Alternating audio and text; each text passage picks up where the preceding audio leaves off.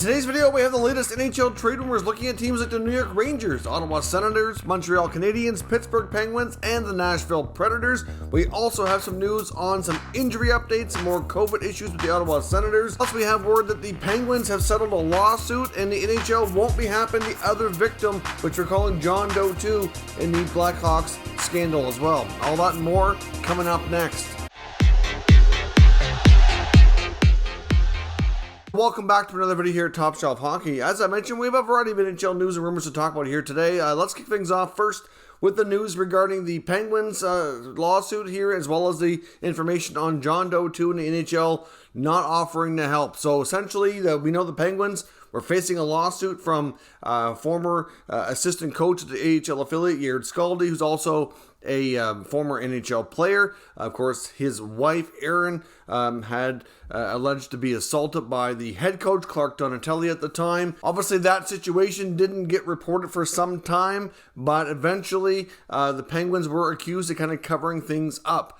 They filed a lawsuit, and now it's been announced that the Penguins and the Skaldies have reached an out-of-court settlement. So we probably won't know a ton of details, exactly what the exact terms were, but at least that has been settled. I know former Penguin assistant GM Bill Guerin was kind of at the forefront of that lawsuit, given that he was the general manager in charge of the AHL affiliate team where they were working, where this occurred. So ultimately, that'll kind of take the spotlight off of him for right now, but obviously settling out of court, to some degree, you could argue does show signs of guilt, but regardless, we probably won't know the full terms there. When it comes to the Michigan victim, the 16-year-old teenage player from the high school where Brett Aldrich was a volunteer coach a few years after he left the Chicago Blackhawks, the NHL apparently has reached out to one of the lawyers for John Doe 2 to advise that the NHL will not be offering financial support for counseling and other things that he would need as a result of what happened. Ultimately, it looks like they want to make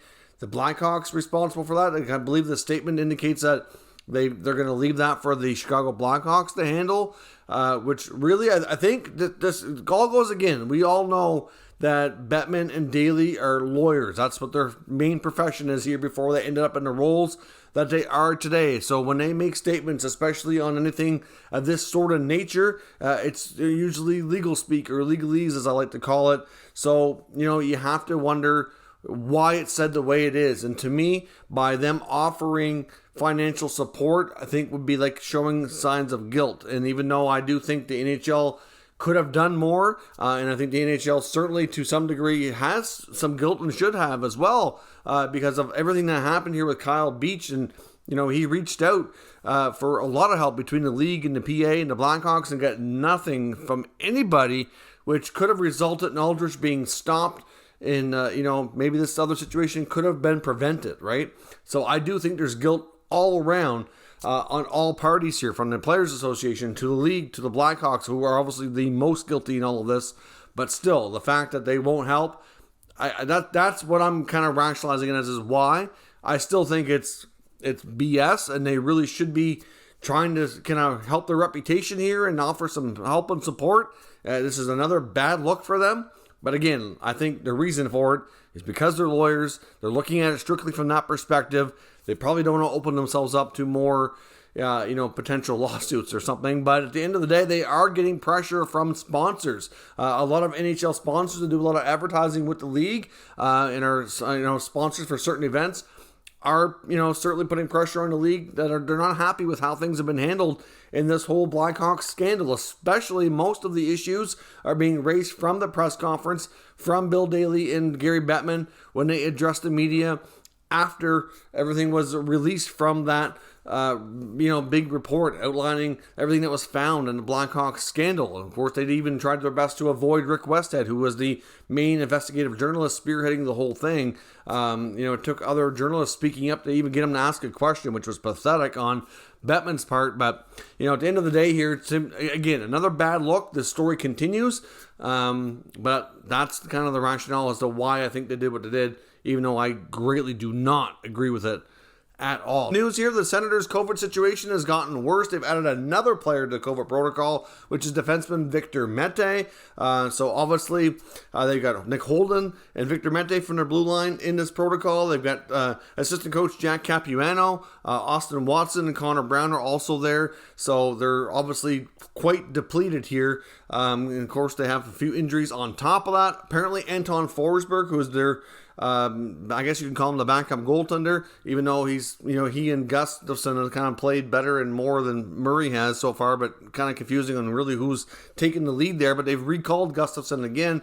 Forsberg apparently is sick, but it's not COVID related. So at least it hasn't been confirmed to be as of right now. I guess we'll see where things go with that. But the Senators certainly, after their first road trip to the U.S. in like 2 years, have had their fair share of issues here. We also got word today that Mackenzie Entwistle, the Blackhawks, who was an injured player, apparently that injury is going to be longer term than expected, and he's been placed on long-term injury reserves. Of course, the Hawks can use that for salary cap relief. And we also got word from the Vegas Golden Knights organization. Looks like Mark Stone's going to be making a return, which is going to be huge for them. I know Mark Stone also appears to be quite happy with the Jack Eichel acquisition. Eichel's been getting the royal treatment so far, from fans and the organization arriving in Vegas. Had a pretty good press conference outlining all his thoughts and everything, and get to kind of clear the air on the whole Buffalo situation, surgery. I believe he's having his surgery for the disc replacement in his neck on Friday.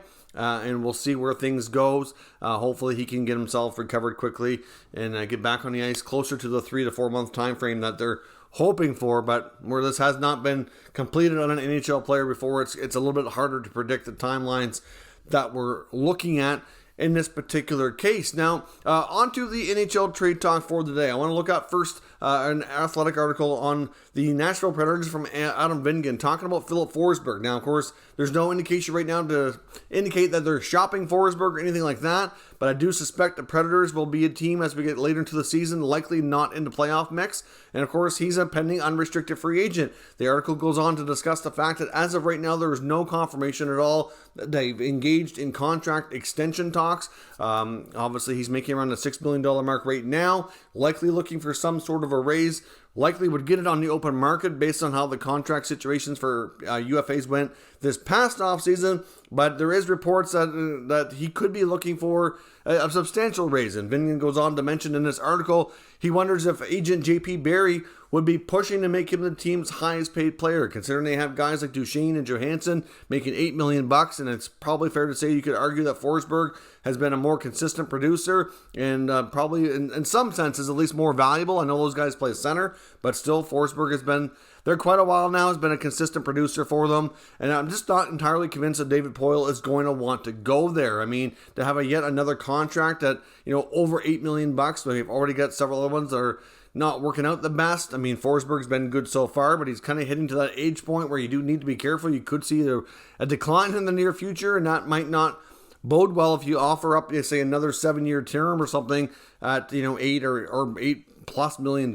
It could get expensive and risky, and might not be the best interest here for the Nashville Predators. But until we hear word that contract talks have kind of picked up, then we're going to probably assume that there's a good chance he'll be traded, assuming they're not in the playoff hunt. And really, that could change, though. Like, you never know how the team's going to do. Last year, we thought we were going to see a mass exodus out of Nashville. We didn't, because they had a real solid second half of the year and got themselves in playoff contention. That could happen again. We never know. We'll see where things go. It's still quite early in the season, so the standings don't really mean as much at this point. Or if we do get word that contract talks have picked up and it seems like they're getting close, well, then maybe things will change a little bit. Maybe he'll agree to less money and make it work out so he can stay. I don't know. But I know it didn't seem like he was real crazy about going through a bit of a reset with that team after his longtime teammate and friend Victor Arvidsson was traded this past offseason. So really ever since then, a lot of people have wondered if he would be heading out the door in the not too distant future. So Forsberg's certainly going to be one of the key players we watch as a pending UFA heading towards the deadline. It's not a given he gets traded, but if it's looking like he's going to hit the market, there will certainly be a lot of teams lining up to add him as a rental option down the stretch here. Now, also want to take a look at the Pittsburgh Penguins. According to Pittsburgh Hockey Now and author Dan Kinjerski, it sounds like they could be having some interest in Leafs defenseman Justin Hall. Now, of course, no guarantee that Hall gets traded, but there's been a lot of reports from a variety of Toronto media suggesting that the Leafs have indeed been looking to make some changes to the blue line, and either Justin Hall or Travis Dermott are the most likely D-men to be on the move when they can find the right potential trade. Of course, he goes on to write that Justin Hall could be a great fit for what the Penguins are looking for based on what they have. Of course, they're relying right now on a lot of younger players, which, I guess we'll have to probably take the wait-and-see approach in Pittsburgh to see what they decide to do, because clearly if their young guys are getting a job done, they're probably not going to want to expend assets to make that trade. But obviously, as the season goes along, we know that Brian Burke and Ron Hextall are likely going to want to push here to get the Penguins to be, a playoff team, get them in contention. They're going to make that effort as much as possible, as long as Crosby and Malkin are in the mix, and Chris Letang, especially with Malkin and Letang in the final year of their contracts, and their status is kind of up in the air. We really don't know where things are going with those two iconic players with this franchise. So I would suspect that we're going to see them make every effort here to kind of go for it. So it wouldn't be surprising if they kind of jump the gun here and maybe make a move early on to kind of bolster their depth here a little bit. And Justin Hall's on a not very expensive contract here. Doesn't have a lot of term or money left on it, so it might make sense. I mean, we've seen him get some D-men from the Leafs in the past, and it's worked out. I mean, obviously Cody Cece's time there was decent. He's moved on to the Oilers, but still, Justin Hall could be the next right shot defenseman to go from Toronto to the Penguins, but we'll have to watch that situation. No guarantee. We had seen reports of other teams reportedly expressing interest in Hall as well. And according to Frank Saravalli of DailyFaceoff.com, Vitaly Kravtsov, the Rangers' former first-round prospect who was unhappy and looking for a trade, is certainly drawing attention from a few teams around the NHL. He was recently loaned back to play in the KHL, and in his first game back, made some highlight reel plays and certainly garnered a lot of attention. And Saravalli is now reporting that teams like the Ottawa Senators and the Montreal Canadiens have both appeared to be expressing interest in the young forward. I mean, it makes a lot of sense for both teams, really. If you look at Ottawa with their young core that they're building around, there's still a couple of players short. I mean, I know Pierre Dorion went on record earlier this season to say that the rebuild was over. I don't think that's really entirely fair. I think they're still missing a few pieces, including at least one, probably two real more solid D-men, and at least one more top six forward. Like, if they keep the line of Norris, Matherson, and Tkachuk together, then that kind of leaves Timmy Stützle without, another playmaker to kind of play with on that second line. Connor Brown can obviously fill in there quite well, but if you can get Brown back down to be your third line winger, then your team is that much more deep, and the depth's better, and overall, to me, you're a much better position because they have some centers between Norris and Pinto, and Colin White can get healthy. I think a guy like Kravtsov, to me, would make a lot of sense for Ottawa. But if you look at the team like Montreal, they have some good young players, but they also have a mix of some veteran guys in there like Josh Anderson, Toffoli, and Mike Hoffman. Obviously they're going to need to look to some of the next group of players, and looking at their prospect pool and what's up and coming, you could say they're hopefully going to get Caulfield back from the AHL soon and get him going back like he was in the playoffs. They still have Ryan Poehling, who's still somebody they're hoping will be a big part of their future. And after that, they do have some other players in there, but Kravtsov would certainly jump to the top of the list for other forwards that could jump in and make the transition to the next generation of players here. Because I can see that with the way the Montreal season is going, there's bound to be some changes, and it wouldn't be shocking if a veteran forward or two was moved out after not having great seasons. And, obviously last year's run to the Cup is not looking like it's going to be anything possible this year to repeat, but they should have Carey Price here back soon, and we'll see where things go. But those two teams do make a ton of sense for this prospect. We know the Rangers are looking for a defenseman that they'd like to shore up that third pair, but I mean, the asking price for Kravtsov ideally was like a younger player who could kind of be, in a similar spot, or like a higher draft pick is what the reported asking price was before. I know we had talked before, not in the last couple of days, about Ben Chiarot drawing interest from the Rangers. So could they consider like a Chiarot for Kravtsov trade? I don't know about that, because Chiarot, wouldn't likely be with the Rangers for too long, based on his contract. He's not, a young prospect. He doesn't really fit the bill for what they were saying, even though they might have interest. I'm not sure. I think that might be a separate trade, but obviously maybe there's more pieces involved here. I don't know, but certainly a situation to watch there. When it comes to Ottawa, they have a lot of other young prospects they could probably offer up. or maybe a second round pick or something like that. There's lots. They have a lot of picks and a lot of young players that they could probably intrigue the Rangers to make a swap with, but we'll have to see where that goes. But those two teams do make sense. Let me know your thoughts on everything discussed here today down in the comments. We'll discuss further. If you're new to this channel, make sure you subscribe and stick around. We'll keep you up to date with all the latest news, rumors, and analysis on all 32 NHL teams. Thank you for watching, and I'll catch you next time.